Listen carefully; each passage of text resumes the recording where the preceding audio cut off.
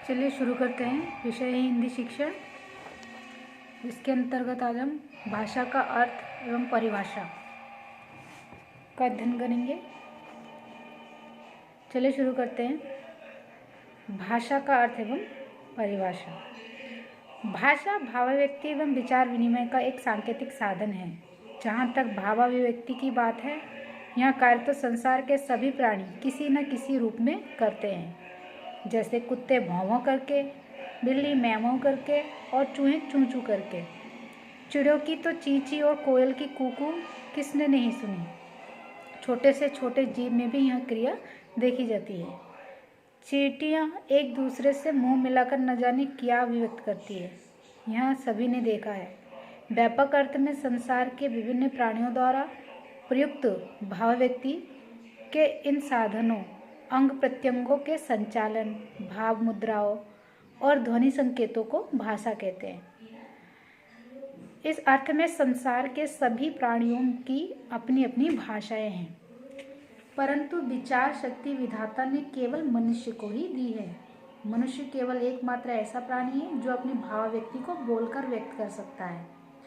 वह भावाभिव्यक्ति के साथ साथ विचार भी व्यक्त करता है और विचार विनिमय भी करता है। अपने आदि काल में तो मनुष्य भी केवल भावाभिव्यक्ति तक ही सीमित था, और तब वह यह कार्य प्रायः अंग प्रत्यंगों के संचालन, भाव मुद्राओं और विभिन्न प्रकार की ध्वनियों के माध्यम से करता था। परंतु धीरे धीरे उसने विचार प्रधान निश्चित ध्वनि संकेतों और उन ध्वनि संकेतों के लिए निश्चित लिपि का विकास किया। आज जब हम भाषा की बात करते हैं तो हमारा तात्पर्य मनुष्य द्वारा विकसित इन ध्वनि संकेतों से ही होता है।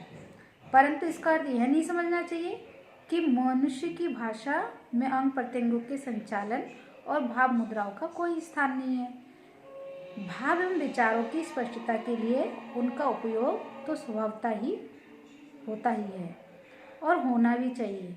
इस अर्थ में भाषा केवल मनुष्य की विशेषता है।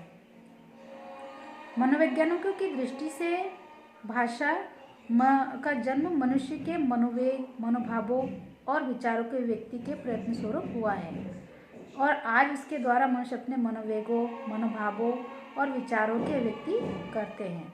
परिणाम इस प्रकार भाषा विचार प्रक्रिया का परिणाम एवं आधार दोनों हैं। भाषा और विचार एक दूसरे पर निर्भर करते हैं। समाजशास्त्रियों, मनोवैज्ञानिकों और भाषा वैज्ञानिकों ने की है मनुष्य की भाषा की व्याख्या मुख्य रूप से की है। समाजशास्त्रियों ने स्पष्ट किया कि भाषा का विकास सामाजिक अंतक्रिया द्वारा होता है और सामाजिक अंतक्रिया भाषा के माध्यम से होती है। इस प्रकार भाषा सामाजिक अंतक्रिया का आधार एवं परिणाम दोनों हैं। भाषा के द्वारा ही मनुष्य सामाजिक समूह में संगठित होते हैं और भाषा के द्वारा ही वे अपनी सभ्यता एवं संस्कृति का विकास करते हैं। भाषा मानव समाज के विकास की आधारशिला है। इसी तरह भाषा वैज्ञानिकों ने तो भाषा के स्वरूप, महत्व एवं कार्यों को बड़ा सूक्ष्म विश्लेषण किया है। उनकी दृष्टि से भाषा एवं विचारों के व्यक्ति के लिए किसी समाज द्वारा स्वीकृत ध्वनि संकेतों के समूह की संज्ञा भाषा है। भाषा के संबंध में भाषा वैज्ञानिकों ने दो तथ्य स्पष्ट किए। पहले, यहाँ की किसी भी भाषा की बोलियों में भेद होते हुए भी आधारभूत समानता होती है। उनका शब्दकोश, काल रचना,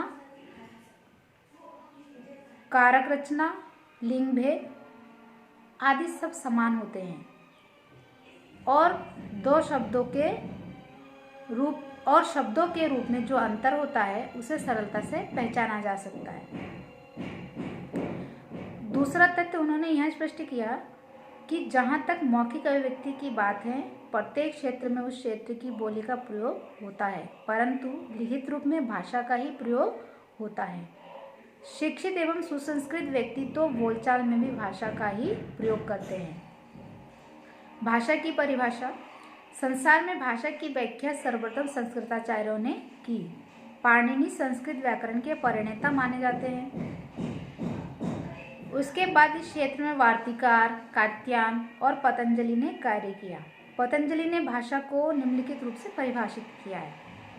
जैसे भाषा वह व्यापार है जिससे हम वर्णात्मक या व्यक्त शब्दों के द्वारा अपने विचारों को प्रकट करते हैं। भाषा ध्वनियों द्वारा मानव के विचारों की अभिव्यक्ति है।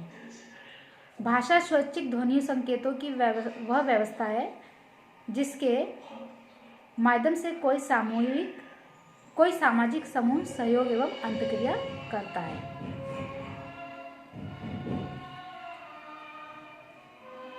आज के वीडियो में इतना ही। धन्यवाद।